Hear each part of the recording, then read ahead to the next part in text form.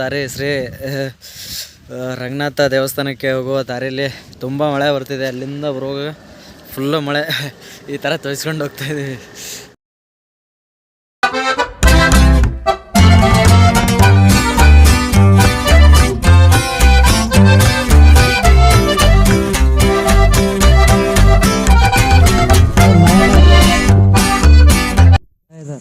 ये पूरे राजवन बनाए थे. राजा बना है ना, बहुत साल हो गए.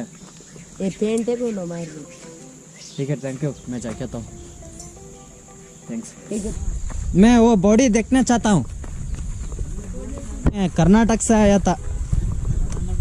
हाँ में राजा रामेश राव. Thank you. ಮೇ ಜಾಕೆ ಆತ ಉದರ ಅಲ್ಲೂ. ಹಾಂ ಟೀಕೆ ಬಾಯ್. ಅಂದರೆ ತೆಲಂಗಾಣದಲ್ಲಿ ಒಂದು ಹೈದರಾಬಾದಿಂದ 160 ಕಿಲೋಮೀಟ್ರ್ ಆಗುತ್ತೆ ಶ್ರೀರಂಗಪುರಕ್ಕೆ ಬರೋಕ್ಕೆ. ಶ್ರೀರಂಗಪುರ ಬರಲಿ ಒಂದು 5 ಕಿಲೋಮೀಟ್ರ್ ಒಳಗಡೆ, ಆ ಗೇಟ್ ಒಳಗಡೆ ಬಂದರೆ ನಿಮಗೆ ನೋಡೋಕ್ಕೆ ಇದು ಸಿಗುತ್ತೆ. ನಾನು ಈಗ ವನರ್ಪತಿ ಡಿಸ್ಟ್ರಿಕ್ನ ಶ್ರೀರಂಗಪುರದಲ್ಲಿದ್ದೀನಿ. ಸೊ ರಾಜರದು ಒಂದು ಹಳೆಯ ಒಂದು ಅಂದರೆ ಇದೆಲ್ಲ ನೋಡ್ತಿದ್ದಾರಲ್ಲ, ಇವಾಗೆಲ್ಲ ಬೇರೆ ರೈತರು ಇದನ್ನು ಬೆಳೀತಿದ್ದಾರೆ ಇಲ್ಲಿ ಭತ್ತ. ಅದಕ್ಕಿಂತ ಮುಂಚೆ ರಾಜರು ಇಲ್ಲಿ ಭತ್ತನ ಬೆಳೀತಿದ್ರು. ಅವರಿಗೆ ಏನೇನು ಬೇಕೋ ಸಂಪನ್ಮೂಲಗಳು ಅವೆಲ್ಲ ಇಲ್ಲಿ ಬೆಳೀತಾಯಿದ್ರು. ಇದು ನೋಡಿದಿರಲ್ಲ, ಇದು ಬಾವಿ. ಅಂದರೆ ಇದಕ್ಕೆ ಬೇಕಾದಂಥ ನೀರು ಅಂದರೆ ಇಲ್ಲೇ ಸಿಕ್ತಿತ್ತು. ಸೊ ರಾಜರು ಇಲ್ಲಿಂದಾನೇ ನೀರು ತಗೊಳ್ತಾಯಿದ್ರು. ಚಾನಲ್ ಹಾಂ, ಯೂಟ್ಯೂಬ್ ಚಾನಲ್. ಹಾಂ ಇಸ್ಮೆ ಆತೆ. ಹಾಂ ಆತಾ है.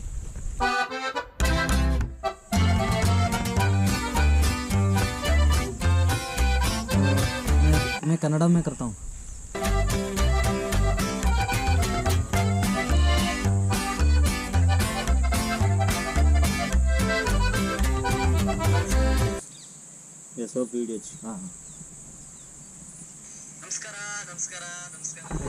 ಓಕೆ ಹಾಂ ಥ್ಯಾಂಕ್ಸ್. ಇಲ್ಲಿ ಜನಗಳು ನನಗೆ ಫುಲ್ಲು ಫ್ರೆಂಡ್ ಥರ ಟ್ರೀಟ್ ಮಾಡ್ತಿದ್ದಾರೆ. ಸೊ ತುಂಬ ಖುಷಿ ಆಯಿತು. ಇಲ್ಲಿರೋ ಜನ ನನಗೆ ಎಲ್ಲ ಅದ್ರ ಬಗ್ಗೆ ಮಾಹಿತಿ ಕೇಳಿದೆ. ಸೊ ಎಲ್ಲರೂ ಹೇಳ್ತಿದ್ದಾರೆ. ಸೊ ಏನು ಗೊತ್ತು, ಫುಲ್ ಚಳಿ ಆಗ್ತಿದೆ ಇವತ್ತು. ಬರೀ ಇಂಥದೆಯಾ?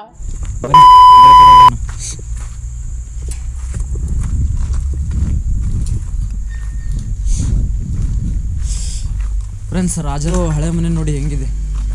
ಅಂದರೆ ಇವಾಗೆಲ್ಲ ರಿಪ್ಲೇಸ್ಮೆಂಟ್ ಮಾಡಿ ಕೆಲವೊಂದು ಸಿಮೆಂಟ್ ಥರ ಮಾಡಿದ್ದಾರೆ. ಮುಂಚೆ ಎಲ್ಲ ಫುಲ್ ಹಳೆಯದಾದ ಒಂದು ಬಂಗ್ಲೆ ನೋಡಿ. ಒಳಗಡೆ ಏನಿದೆ, ಯಾರಿದ್ದಾರೆ ಒಳಗಡೆ? ಹಲೋ, ಯಾರು ಒಳಗಡೆ ಇದ್ದೀರಿ?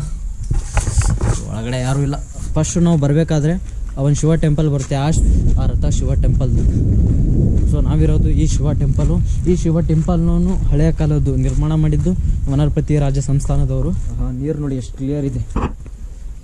ನೀರು ಮಾತ್ರ ನಕ್ಷತ್ರದ ಒಂದು ಡಿಸೈನಲ್ಲಿ ಮಾಡಿರುವಂಥ ಈ ಬಾವಿ ದೇವಸ್ಥಾನದ ಹತ್ತಿರನೇ ಇದೆ. ರಾಜ ಮಹಾರಾಜರುಗಳು ಸಂಧ್ಯಾಪಾನ ಮಾಡ್ಕೊತಿದ್ರು. ಸಾಯಂಕಾಲ ಮಾಡಿಕೊಂಡು ಒಳಗಡೆ ದೇವಸ್ಥಾನ ಹೋಗಿ ಪೂಜೆನ ಸಲ್ಲಿಸ್ತಿದ್ರು. ಸೊ ಅದಕ್ಕಾಗಿಯೇ ಈ ಬಾವಿಯನ್ನು ಇಲ್ಲೇ ಅಂದರೆ ಸಮೀಪನ ಮಾಡಿದ್ದಾರೆ. ಸೊ ನೋಡ್ಬೋದು ಇಲ್ಲಿನೂ ಕೂಡ ತುಂಬ ಮಂಗಗಳಿದೆ. ಹನುಮಂತ, ಬಾವಿಯಲ್ಲಿ ನೀರು ಕಮ್ಮಿನೇ ಇತ್ತು. ಸೊ ಇವಾಗ ಮಳೆಯಿಂದ ನೀರು ಜಾಸ್ತಿ ಬಂದು ಜರಿಯಿಂದ ನೀರು ಜಾಸ್ತಿ ಬಂದು ಸೊ ಇವಾಗ ನೀರು ಫುಲ್ ಆಗಿದೆ. ಸೊ ಅವಾಗ ನೀರು ಇಲ್ಲದೆ ಇದ್ದಾಗ ಅಲ್ಲಿ ನಾವು 3 ಕಮ್ಮನನ್ನು ನೋಡ್ಬೋದು.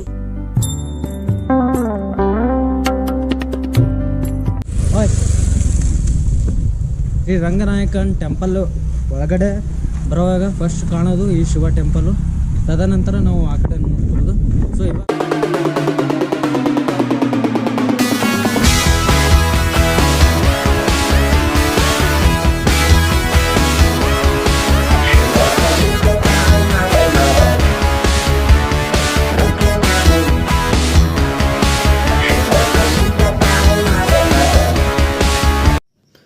ನಾವು ನೋಡ್ಬೋದು, ಬಹುಮನಿ ಸಾಮ್ರಾಜ್ಯ ಒಡೆದು 5 ಭಾಗ ಆಗುತ್ತಲ್ಲ, 5 ಭಾಗದಲ್ಲಿ ಹೈದರಾಬಾದ್ ಕೂಡ ಒಂದು ಬರುತ್ತೆ. ಹೈದರಾಬಾದ್ನ ನಿಜಾಮ್ ಶಾಹಿಗಳು ಅಂತ.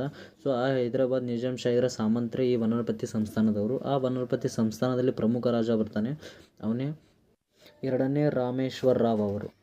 ವನರ್ಪತಿ ರಾಜ ಹೈದರಾಬಾದ್ನ ನಿಜಾಮನ ಸಾಮಂತರಾಗಿ ಆಳ್ತಾರೆ. ಸೊ ವನರ್ಪತಿ ಸಂಸ್ಥಾನದ ಭಾರತದಲ್ಲಿ ಅಂದರೆ ತೆಲಂಗಾಣದಲ್ಲಿ 14 ಜಮೀನ್ದಾರಿ ವಿಭಾಗಗಳನ್ನಾಗಿ ಮಾಡಿ ಆಳ್ತಾರೆ. ಸೊ ಆ 12 ವಿಭಾಗಗಳಲ್ಲಿ ಇದು ಕೂಡ ಒಂದು. ಶ್ರೀರಂಗಪುರ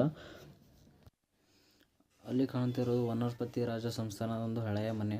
ಸೊ ಅದು ಕಂಪ್ಲೀಟಾಗಿ ಇವಾಗ ನೀರಲ್ಲಿ ಮುಳುಗೋಗಿದೆ. ಅಲ್ಲೆಲ್ಲ ಕಳಿಕೆ ಎಲ್ಲ ನೋಡ್ಬೋದು, ಅಷ್ಟೇ ಉಳಿದಿದೆ. ಸೊ ಬಾಗಿಲುಗಳನ್ನು ಅರ್ಧ ಎಲ್ಲ ಮುಚ್ಚೋಗಿದೆ. ಸೊ ಯಾಕಂದರೆ ಅಲ್ಲಿರುವ ಅಂತೂ ಸರೋವರದಲ್ಲಿ ಫುಲ್ಲು ನೀರಂತ ಮುಚ್ಚೋಗಿದೆ. ಮತ್ತು ನಾವು ಈ ಕಡೆ ನೋಡೋದು ಬಂದರೆ ಇಲ್ಲಿ ಕೆಲವೊಂದು ದೋಣಿಗಳು ಕಾಣ್ತವೆ.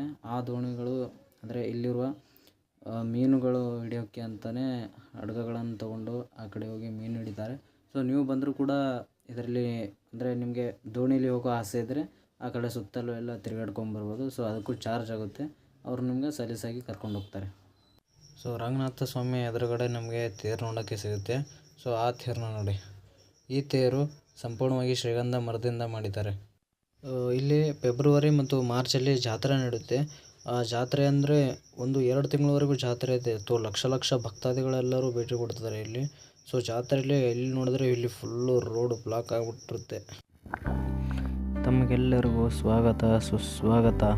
ರಂಗನಾಯಕ ಸ್ವಾಮಿ ತಮಗೂ ಹಾಗೂ ತಮ್ಮ ಪರಿವಾರದರು ಅವರ ಆಶೀರ್ವಾದ ಇದ್ದೇ ಇರುತ್ತದೆ. ಆ ಕಡೆ ಈ ಕಡೆ ನೋಡಿದೆ ಸ್ವಾಗತ ಕೋರುವ ಒಂದು ದೃಶ್ಯ ಕಾಣ್ತಿತ್ತು. ಮತ್ತು ಆ ಕಡೆ ಒಳಗಡೆ ನೋಡಿದೆ ಒಂದು ತಂಪನೆ ಒಂದು ಅನುಭವ ಆಗ್ತಿತ್ತು ಹಾಗೆ. ಸೊ ಹಾಗೆ ಫುಲ್ಲು ನಿಮಗೆ ತೋರಿಸ್ತೀನಿ ನೋಡಿ. ಅಬ್ಬಬ್ಬಬ್ಬಬ್ಬಾ 18 ಅಡಿಯ ಒಂದು ದ್ವಾರ ಬಾಗಿಲು ನೋಡಿ, ನಾನಂತೂ ಫುಲ್ ಶಾಕ್ ಹೋಗ್ಬಿಟ್ಟೆ. ನೀವು ನೋಡ್ಬೋದು ಆ ಕಡೆ ಮತ್ತು ಈ ಕಡೆ ಶಿಲಾಬಾಲಿಕೆಯರು ಒಂದು ಅಂದರೆ ಹಾವು ಹಿಡ್ಕೊಂಡು ಸ್ವಾಗತ ಕೋರೋ ದೃಶ್ಯ ಕಾಣುತ್ತೆ ನೋಡಿ ಈ ಸೈಡಲ್ಲಿ. ಮತ್ತು ಹಾಗೆ ನಮಸ್ಕಾರ ಮಾಡಿ ಒಳಗಡೆ ಕಾಲಿಟ್ಟು ಒಳಗಡೆ ಹೋಗಬೇಕು ನೋಡಿ. ಪುರಾತನವಾದ ಒಂದು ದ್ವಾರ ಬಾಗಿಲು ಕಾಣುತ್ತೆ ಆ ಕಡೆ ಸೈಡು ಮತ್ತು ಈ ಕಡೆ ಸೈಡು ಒಂದು. ಅಂದರೆ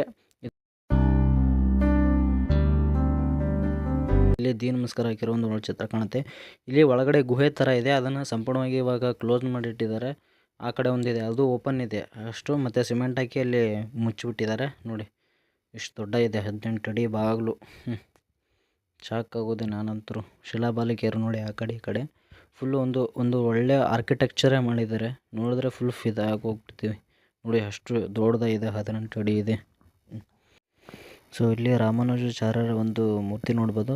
ಅದರ ಕೆಳಗಡೆ ಒಂದು ತೆಲುಗುದಲ್ಲಿ ಲಿಪಿ ಇದೆ, ಅದನ್ನು ನಾನು ಕನ್ನಡಕ್ಕೆ ಟ್ರಾನ್ಸ್ಲೇಟ್ ಮಾಡ್ತೇನೆ. ಮಾಡಿದಾಗ ಅಲ್ಲಿ ಏನು ಬರ್ದಿತ್ತು ಅಂದರೆ, ವನಪಟಲುವ ಪ್ರಬೀರನು ರಾಮನನ್ನು ಕೊಂದನು. ಸೊ ಏನಂತ ಅರ್ಥ ಆಗಲಿಲ್ಲ. ಇಲ್ಲಿನೂ ಕೂಡ ಕೆಲವೊಂದು ಲಿಪಿಗಳನ್ನು ಬರೆದಿದ್ದಾರೆ. ಸೊ ದೇವಸ್ಥಾನದ ಬಗ್ಗೆ ಕೆಲವೊಂದು ಮಾಹಿತಿಗಳನ್ನು ತೆಲುಗುದಲ್ಲಿ ಬರೆದಿದ್ದಾರೆ, ನೋಡ್ಬೋದು ನೀವು ನೋಡಿ. ಈ ಕಡೆ ವಿಷ್ಣು ಮಲಗಿರುವ ಒಂದು ದೃಶ್ಯ.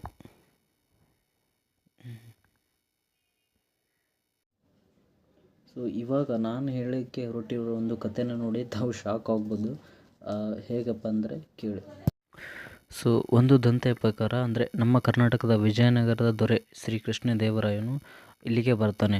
ಇಲ್ಲಿಗೆ ಬಂದ ನಂತರ ಈ ದೇವಸ್ಥಾನ ನೋಡಿದ್ರೆ ತುಂಬ ಶಾಕ್ ಆಗಿಬಿಡ್ತಾನೆ. ಮತ್ತು ತುಂಬ ಅಂದರೆ ತುಂಬ ಆಕರ್ಷಣೆ ಆಗಿಬಿಡುತ್ತೆ ಅವನಿಗೆ. ಒಂದು ಸರ್ತಿ ಹೇಳ್ಬೇಕಂದ್ರೆ ಮೈ ಮರ್ತೋಗ್ಬಿಡ್ತಾನೆ.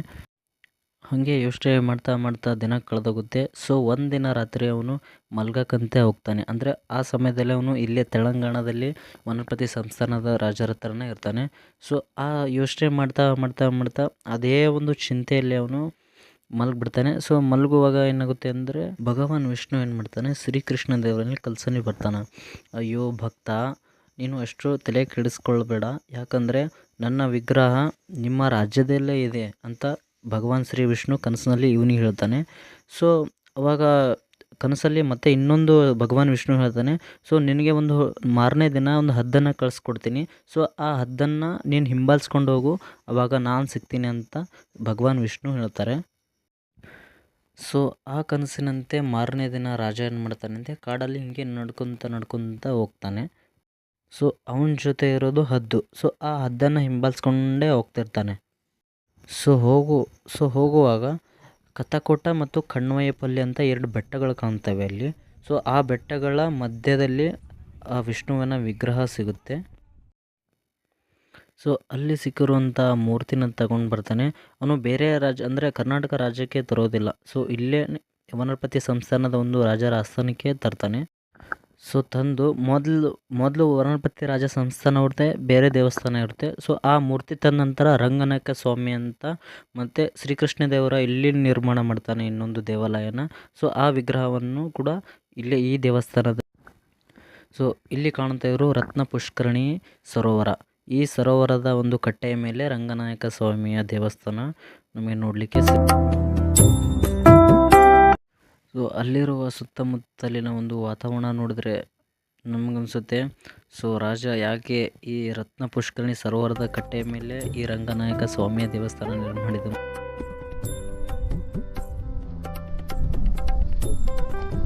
ಇವಾಗ ನಾನಿರೋದು ದೇವಸ್ಥಾನ ಒಳಗಡೆ ನೋಡಿ. ದೇವಸ್ಥಾನದ ಒಳಗಿರುವ ಕಂಬಗಳು ನೋಡಿ ಎಷ್ಟು ಚೆನ್ನಾಗಿ ಶಿಲ್ಪಗಳನ್ನು ಕೆತ್ತಿದ್ದಾರೆ ಅಂದರೆ ಒಂದು ಸರ್ತಿ ಮೈ ಜುಮ್ಮಂತೆ. ಸೊ ಆ ದೇವಸ್ಥಾನದಲ್ಲಿ ಕೆಳಗಡೆ ಒಂದು ಅಂಡರ್ ಗ್ರೌಂಡ್ ಇದೆ. ಸೊ ಆ ಅಂಡರನ್ನು ಮೊದಲಿಂದನೂ ಕಟ್ಟಿದ್ದಾರೆ. ಸೊ ಇವಾಗೆಲ್ಲ ಟೈಲ್ಸ್ ಹಾಕಿ ಅದನ್ನು ರಿಪ್ಲೇಸ್ಮೆಂಟ್ ಮಾಡಿದ್ದಾರೆ. ಹಂಗೆ ಸ್ವಲ್ಪ ಒಳಗಡೆ ಕತ್ಲಿತ್ತು ತುಂಬ. ನಾನು ಹೋಗೋದು ಸೊ ಮೆಟ್ಲು ಹತ್ಕೊಂಡು ಹಂಗೆ ಕೆಳಗೆ ಬಂದೆ. ಸೊ ಅವಾಗ ನೋಡ್ತೀನಿ, ನಾನಂತರೂ ಫುಲ್ ಶಾಕ್ ಹೋಗ್ಬಿಟ್ಟೆ. ಸೊ ಒಳಗಡೆ ಯಾವುದೇ ರೀತಿಯಂಥ ಕ್ಯಾಮ್ರಾ ಮಾತ್ರ ಅಲೋ ಇದ್ದಿಲ್ಲ. ಸೊ ನಾನು ಅಲ್ಲಿರುವಂಥ ಹಿರಿಯರಾದ ಎಲ್ಲ ದೇವಸ್ಥಾನದ ಕಮಿಟಿಯವ್ರನ್ನ ಕೇಳಿ ಒಂದು ಚಿಕ್ಕ ವಿಡಿಯೋ ಮಾಡ್ಕೊಂಬರಲ್ಲ ಅಂತ ಕೇಳಿದಾಗ ಸರಿ ಅಂದರು. ಸೊ ಅದಕ್ಕಾಗಿ ಈ ವಿಡಿಯೋ ಮಾಡ್ತಿದ್ದೀನಿ. ನೋಡಿ, ಹಳೆ ಕಾಲದ ಒಂದು ಅಂದರೆ ಆಕಳಲ್ಲಿ ದೇವತೆಗಳಿರ್ತಂಥ ಆ ಚಿತ್ರಗಳನ್ನು, ಇಲ್ಲಿರುವ ಎಲ್ಲ ಚಿತ್ರಗಳು ಅಂದರೆ ಕೆಲವೊಂದು ಹಳೆಯದಾದ ಪುರಾತನವಾದ ಚಿತ್ರಗಳಿದ್ದಾವೆ, ಅವುಗಳನ್ನು ಕೂಡ ಗ್ಲಾಸಲ್ಲಿ ಹಾಕಿ ಇಟ್ಟಿದ್ದಾರೆ. ಮತ್ತು ಕೆಲವೊಂದು ಇವಾಗ ಡಿಸೈನ್ ಮಾಡಿದ ಚಿತ್ರಗಳಿದ್ದಾವೆ ನೋಡಿ ಇಲ್ಲಿ. ಅಂದರೆ ದಶಾವತಾರಗಳ ಒಂದು ಚಿತ್ರ ನೋಡ್ಬೋದು ನಾವು. ಸೊ ಎಲ್ಲ ಇಮೇಜ್ಗಳನ್ನು ಹಾಕಿದ್ದಾರೆ ಇವರು. ಅಂದರೆ ದೇವಸ್ಥಾನದ ಬಗ್ಗೆ ಕೆಲವೊಂದು ಕೂಡ ಮಾಹಿತಿ ಹೇಳ್ತವೆ. ಸೊ ರಾಜರ ಫೋಟೋಗಳನ್ನು ನಾವು ಇಲ್ಲಿ ನೋಡ್ಬೋದು. ಸೊ ಇಲ್ಲಿ ಫೋನು ಈ ಥರ ಹಿಡ್ಕೊಂಡು ವಿಡಿಯೋ ಮಾಡೋಂಗಿಲ್ಲ. ಸೊ ಅದಕ್ಕೆ ನಾನು ಈ ಥರ ಜೋಬಲ್ಲಿ ಹಾಕ್ಕೊಂಡು ಓಡಾಡಿದ್ದು ಕ್ಯಾಮ್ರಾನ. ಆ ಥರ ಕಾಣ್ತಿದೆ. ಕೆಳಗಡೆ ಮಾತ್ರ ಅಲೋ ಇಲ್ಲ. ಸೊ ಇದು ಕಂಪ್ಲೀಟಾಗಿ ಚಿನ್ನದಿಂದ ಮಾಡಿದ ಒಂದು ಇಮೇಜ್ಗಳಾಗಿದ್ದಾವೆ ಕೆಲವೊಂದು. ಅದಕ್ಕಾಗಿ ತುಂಬ ಸೆಕ್ಯೂರಿಟಿ ಇದೆ ಇಲ್ಲಿ ನೋಡ್ಬೋದು ನೀವು ನೋಡಿ.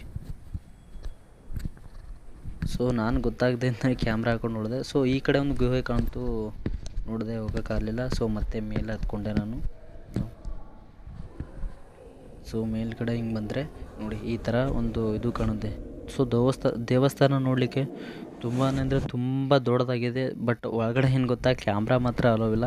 ಇಲ್ಲಿ ನೋಡಿ, ಈ ಕಿಟಕಿಯಿಂದನೇ ನಾವು ಸರೋವರನ ನೋಡ್ಬೋದು. ಈ ಕಿಟಕಿಯಿಂದ ನೋಡ್ಬೋದು.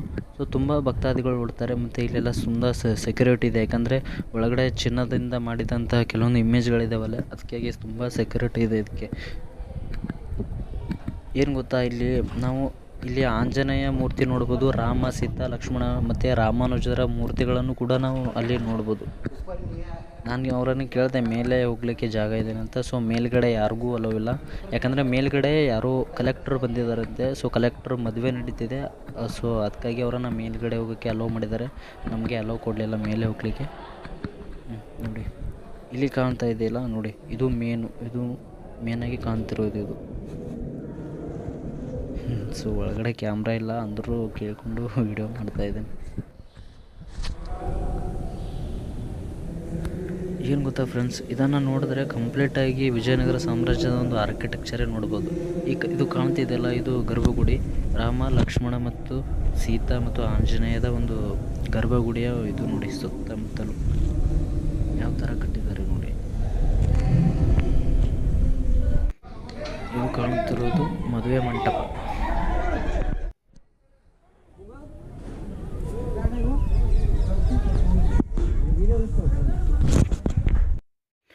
ಸೊ ಇಲ್ಲಿ ಶ್ರೀಕೃಷ್ಣ ಇಬ್ಬರು ಸ್ತ್ರೀಯರ ಜೊತೆ ಕೊಳಲು ನುಡಿಸುತ್ತಿರುವ ಒಂದು ದೃಶ್ಯ ನೋಡ್ಬೋದು. ಎಷ್ಟು ಚೆನ್ನಾಗಿದೆ.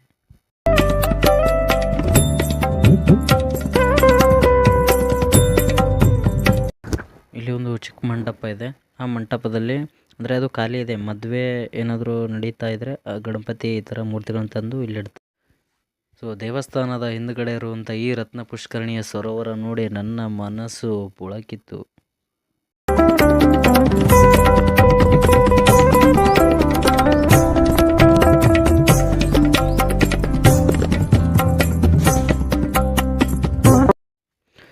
ಸೊ ರಂಗನಾಯಕ ಸ್ವಾಮಿ ತಮಗೆಲ್ಲರಿಗೂ ಒಳ್ಳೇದು ಮಾಡಲಿ ಅಂತ ಹೇಳ್ತಾ, ಸೊ ತುಂಬ ಖುಷಿಯಾಗಿರಿ, ನಗ್ನಗ್ತಾ ಇರಿ ಅಂತ ಹೇಳ್ತಾ ಈ ವಿಡಿಯೋನ ನಾನು ಇಲ್ಲಿಗೆ ಕೊನೆಗೊಳಿಸ್ತಿದ್ದೇನೆ. ಮತ್ತು ಮುಂದಿನ ಸಂಚಿಕೆಯಲ್ಲಿ ಭೇಟಿಯಾಗೋಣ.